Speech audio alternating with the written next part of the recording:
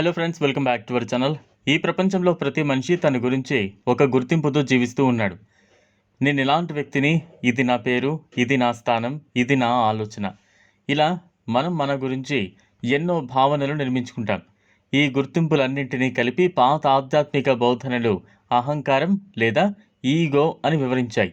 చాలామంది అహంకారం అంటే కేవలం గర్వం మాత్రమే అనుకుంటారు. కానీ నిజానికి ఈగో అంటే నేను అనే భావనతో మనం నిర్మించుకున్న మొత్తం వ్యక్తిత్వం. పాత యోగులు, ఋషులు ఒక గొప్ప విషయాన్ని చెప్పారు. మనిషి అసలు బాధ బయట ప్రపంచం వల్ల కాదు, తాను ఎవరో తెలియకపోవడం వల్ల అని. ఎందుకంటే మనం మన గురించి సృష్టించుకున్న ఈ గుర్తింపులను పూర్తిగా నిజమని నమ్మేస్తాం. ఎవరో మన గురించి చెడు మాట్లాడితే బాధపడతాం, ఎవరో పొగిడితే ఆనందపడతాం. ఎందుకంటే మన నేను అనే భావన ఎప్పుడూ బయట ప్రపంచం మీద ఆధారపడి ఉంటుంది.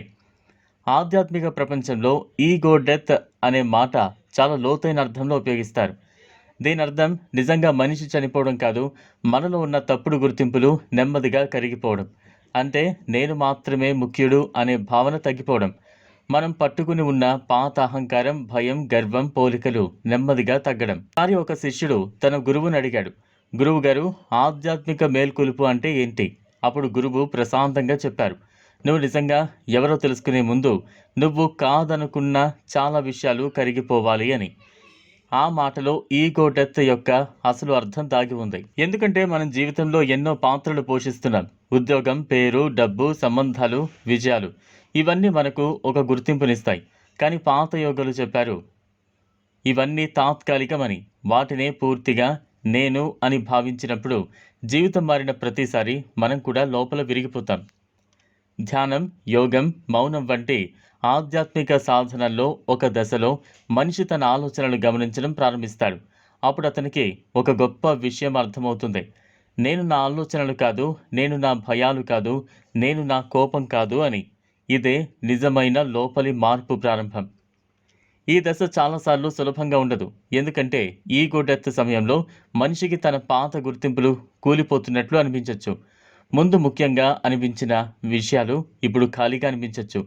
కొందరికి ఒంటరితనం కూడా ఎక్కువగా అనిపించవచ్చు. ఎందుకంటే పాత మనసు నెమ్మదిగా మారుతోంది. పాత ఆధ్యాత్మిక గురువులు ఈ దశను లోపలి పునర్జన్మలాగా చూశారు. ఎందుకంటే అహంకారం కరిగిపోతున్నప్పుడు మనిషి జీవితాన్ని కొత్తగా చూడడం ప్రారంభిస్తాడు. ముందు ప్రతి విషయంలో తాను సరైన వాడినే అనుకునే మనసు ఇప్పుడు వినయంగా మారుతుంది. ఇతరులను అర్థం చేసుకోవడం ప్రారంభిస్తుంది. ఈరోజు ప్రపంచంలో చాలామంది బయట విజయాల కోసం మాత్రమే పరిగెడుతున్నారు. కానీ పాత యోగులు చెప్పారు, ప్రపంచాన్ని గెలిచిన మనసును గెలవలేకపోతే నిజమైన శాంతి రాదు అని. ఈగో డెత్ అంటే బయట ప్రపంచాన్ని వదిలేయడం కాదు, మనలో అహంకార బంధాలను గమనించడం. కొంతమంది ధ్యానం చేస్తూ ఒక దశలో విచిత్రమైన ప్రశాంతతను అనుభవిస్తారు. కొద్దిసేపు నేను అనే భావన తగ్గిపోయినట్లు అనిపించవచ్చు. సమయం, భయం, ఒత్తిడి అన్నీ కొద్దిసేపు దూరమైనట్లు అనిపించవచ్చు. పాత యోగులు ఈ అనుభూతిని చాలా పవిత్రంగా చూశారు. ఎందుకంటే ఆ సమయంలో మనసు కొద్దిసేపైనా తన పాత గుర్తింపుల నుంచి బయటపడుతుంది. కానీ ఇక్కడ చాలా ముఖ్యమైన విషయం ఏంటంటే, ఈగో డెత్ అంటే జీవితంపై ఆసక్తి కోల్పోవడం కాదు. నిజమైన ఆధ్యాత్మికత మనిషిని మరింత ప్రేమతో, అవగాహనతో జీవించడం నేర్పిస్తుంది. అహంకారం తగ్గినప్పుడు పోలికలు తగ్గుతాయి, కోపం తగ్గుతుంది, ఇతరులపై తీర్పులు తగ్గుతాయి. ఒకసారి ఒక శిష్యుడు తన గురువును అడిగారు, గురువుగారు, అహంకారం పూర్తిగా పోతుందా? అప్పుడు గురువు నవ్వుతూ చెప్పారు, అది పోవడం కాదు, నువ్వు దానిని గమనించడం ప్రారంభిస్తావని. ఆ మాట చాలా లోతైనది. ఎందుకంటే ఈగోని బలవంతంగా చంపలేం, కానీ అవగాహన పెరిగినప్పుడు అది మనపై ఉన్న ప్రభావం తగ్గిపోతుంది. ముందు చిన్న మాటకే బాధపడిన మనసు ఇప్పుడు ప్రశాంతంగా ఉంటుంది. ముందు గుర్తింపు కోసం పరిగెత్తిన మనసు ఇప్పుడు లోపలి శాంతిని వెతుకుతుంది. ఈరోజు చాలామంది ఆధ్యాత్మిక మేల్కొల్పు అంటే అద్భుత శక్తులు రావడం అని అనుకుంటున్నారు. కానీ పాత గురువులు చెప్పారు, నిజమైన మేల్కొల్పు అంటే మనలోని అహంకారం తగ్గిపోవడం అని. ఎందుకంటే అహంకారం తగ్గిన చోట ప్రేమ పెరుగుతుంది, ప్రశాంతత పెరుగుతుంది, అవగాహన పెరుగుతుంది. చివరిగా ఒక విషయం గుర్తుంచుకోండి, ఈగో డెత్ అంటే భయపడాల్సిన విషయం కాదు. అది మనలోని తప్పుడు గుర్తింపులు కరిగిపోతూ నిజమైన అవగాహన పుట్టే ఒక లోపలి ప్రయాణం.